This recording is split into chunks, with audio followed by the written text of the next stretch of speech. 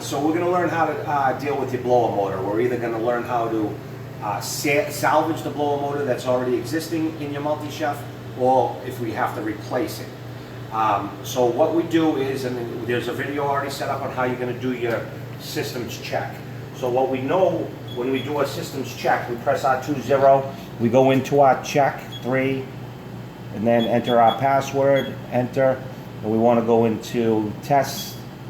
Oop, I did something wrong. And 2. All right, now when I turn on for this blower motor, this fan to come on in the back, I want you to listen real carefully. We're going to put the video right inside, and I want you to hear it. You should see this fan spin and hear it spin fine, but instead we hear this.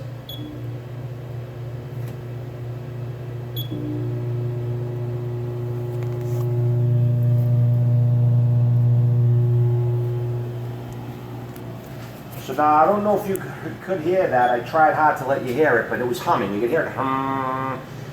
If that motor is humming, that means it's still working. It wants to work. If you don't hear anything at all when you go into your test button and you don't hear a humming at all, it's a good indication that the motor is completely burnt and you're going to need a new motor. This sounds like good news. This is something we can handle because we don't need to replace the motor and they're expensive. So we're going to shut this back off, back out of it.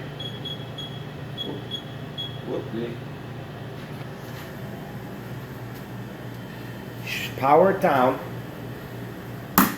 Now, that humming is normally a good indication that the motor is filled with grease. The squirrel cage is stuck and it wants to turn, and that's the humming. The electricity's getting to it and it wants to turn, and you can hear it humming. So again, it's a good indication that we might be able to revive this. So we're going to begin by 2 very major steps. I shut off the failsafe and I unplug it. I do both. You do not want to get hit with that electricity. It's very powerful. Then you have all your screws across the back. Very simple. Take them off. When I'm done taking these off, I'll be right back. Okay, so we take the back cover off, okay? And here's your blower motor. This is the rear fan, okay? This fan should be able to spin freely. You should be able to spin that, and you're not able to. So there's a couple things that I noticed. That it wants to spin, it won't. That tells me it's stuck inside, grind up. Also, there's a chip missing off this fan on a couple pieces. This will actually cause this to wobble and not work correctly. All right, so now we got to get to this motor. We need to take this motor off. You see all this insulation that's put in by these little buttons. What we're going to do is we're just going to remove these little buttons, get behind them, and you just wiggle them off one at a time. See how they just slide right off. Keep them to the side. You're going to reuse it. Don't worry about any extra insulation that might fall off or you might lose. We're going to move this. What we're doing is we're exposing, see here, the bolts. It all goes right around, and we're going to expose those bolts so that I can take this motor out. So let me complete taking these out and opening it up, and I'll be right back with the blower motor. All right, so we exposed the 4 bolts that hold this motor into place. Now we want to take these bolts out. Now something that's very important here. You don't want to be working with this motor if the oven was hot. If you try to release these bolts while this motor was hot, it ain't going to work. You're probably going to bust them off. You absolutely need to work in this motor when it's cold. Because what happens is the heat makes these expand. And essentially, that nut, when you start backing it off the bolt while it's hot, if you try to do it during that time, it'll seize itself onto the nut. It'll basically solder itself and you'll never get it off. And then you break these off and then you're in for a whole nother ball game. So make sure that this is dead cold, working on it before you do this. Very simply, take off all your bolts. You got 4 bolts.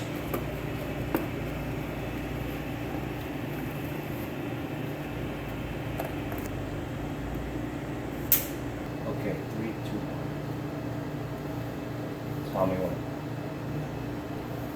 All right, so we've got the last bolt off. 4 bolts.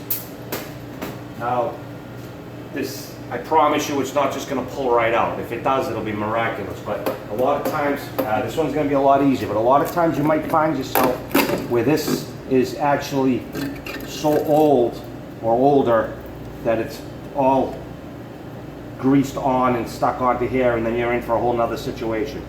Okay, so now here's your blower motor. And you got to be real careful not to pull these lines out unless you're replacing the motor. But where we're just going to repair it, we don't need to. So here's your blower motor, and this is what I'm talking about, the squirrel cage. Look, you can see it, you can hear it. It don't want to spin freely. Look at all the grease that's in here. You can see the grease buildup.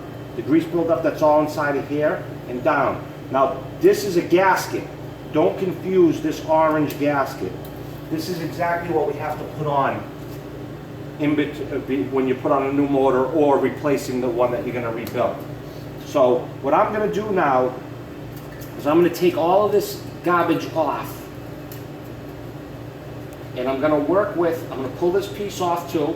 We're not going to need this fan. This fan will just pull right off the back. Don't lose the 2 pieces here. Those are spacers, and remember how they go on. You got the lock nut that goes on first, and then the spacer, okay? Now, I've got to find myself a little bit of room here. And I'll be back and I'll show you how I do this. Alright, so, again, make sure you're not messing or pulling these wires on the motherboard. The attempt here is to unlock and free this. Excuse me. So that when the electricity hits it, the motor can actually spin. And that was the humming we heard, this trying to spin, and it was stuck.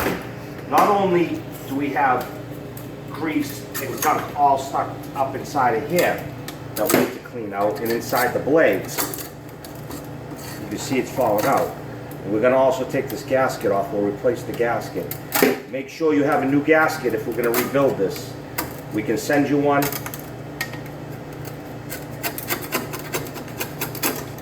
Or you can order one through MTI. Look at this garbage right here. All that right there is holding this cage. Right, there's a big chunk. Look at that. Alright, so we're going to go around and we're going to clean this all out right back to the middle. This bin piece right here, down the middle, the shaft. We're going to put your knife in or whatever you can put in there so you can go right to that shaft and you can cut everything right out. Right, and that's what we're going to be looking for. We want this thing to spin freely, just like that. So I'm going to continue with that. Now another area of concern that's always a problem is right inside here. Now there's grease that's in here. Look inside here now. You can see all this grease that's all built up on this cage. All right? So we want to get rid of this garbage. All of this needs to be part of the cleaning process at night for the crews. When they're done at the end of the night, they have to be more concerned with a lot of the back of this cage, and you know, they just do the basics a lot of times. They'll just clean out the front box and the spinny. But then if you look down, there's all kinds of grease in here that's getting caught into the box. And it's also stuck right here on the side. If you look down here, right here on the edges, you can see it's actually built up along the edges here. And that also will catch and stop this fan. So you've got to break this stuff off. What I use, I just take a pair of regular old pliers here, and I use the teeth of the pliers and I pull back on this wall and I scrape off all and any garbage that's stuck in here. And you can feel it. You can feel, all you want to feel is that smooth metal going around here. And make sure there's nothing there that's going to stop this from spinning. Take out all of the grease. Make sure there's nothing in there. All this burnt soot and sediment got to come out. Clean out this box really good. And I'll finish that up. Then you're going to finish off the edges here. You want to make sure this is all cleaned up best you can, nice and smooth. We're not talking about making it nice and clean. That's never going to happen. But you got to make it smooth. Make everything so that the fan and the grease are free of each other. So I'll continue on this fan and then we'll come back and test it. Okay, so I cleaned out all inside of here. And and you can basically look through and see, you know, light coming through and where you might have to still get some cook out of there, some sediment. And basically, you can see now, look at how free that moves. Totally free from any problems. And what we did here by doing this is we literally saved, because let's face it, if you called in a technician to come in, an outside technician, they're not going to go through this process. They're going to condemn the motor. They're not going to try to save it. They're going to say the motor's gone. They're going to charge us $700 for the motor and their time. This job could go upwards of $1,400 in when it didn't need to, because all you had to do was clean it. All right, so this is very important. We need to listen for that hum during our checks. Or even when you just turn the oven on, you can just look and see if it's humming. That's an indication. Stop running it. Don't blow your motor. Turn that oven off. Don't continue to run it if all you hear is humming, because you will burn the motor out. You'll turn it from a what could be a simple fix into a $1,400 change. So what we have now is complete and easy free, right from this backspin right through. So we're going to go ahead and we're going to replace it now. We're going to put this motor back in and we'll test it. And I'm not going to put the screws all the way in. I'm just going to do a basic test to make sure that I am correct, that it's not blown. So first you put on your gasket.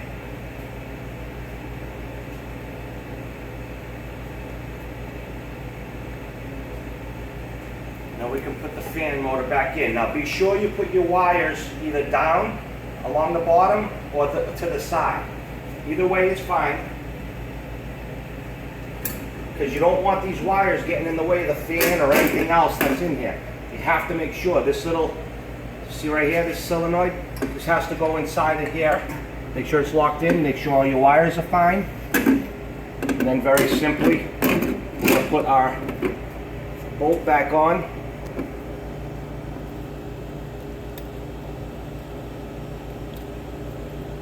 We'll snug these up a little bit just to hold the motor in place. Then I'm going to power it up and we're going to test it. I want to see if it's going to work. Let's put this one bolt in place for now. We'll go ahead and plug it back in and get some power. Be very careful. Make sure all your tools are out of the way. Make sure everything's away from the fans. These two, by the way, are your fans for your chains that pull your drive chains for the spin plates. Those are your two motors right there. If you see either one of them not spinning, you know your motor is gone. That will be another video altogether. So we're going to go on, power it up. We're going to go into test mode, and we're going to see if we fixed it. 2-0. We want 3. 1, 2, 3. Start. 2. And now let's test that motor, which is called a fan actually. Yes. There you go. Now we're working. We brought it back to life. We'll put it on high. All right. So, we know that it's working. So we can continue to button this up. But I'm going to shut her back down again, and we're going to unplug it. We're going to continue putting the 4 bolts back on, snug that right up. Take my gloves off of this. We got a brand new fan here. These fans are important. Sometimes they'll hit the back box while they're spinning. If you push it up against the wall, that back box could actually hit this, and you could create a lot of unnecessary noise and rattling that you don't need. You put your lock washer on, your spacer, and then this piece goes on. You can tell by the metal here, the metal piece in first, all plastic out. You just slide it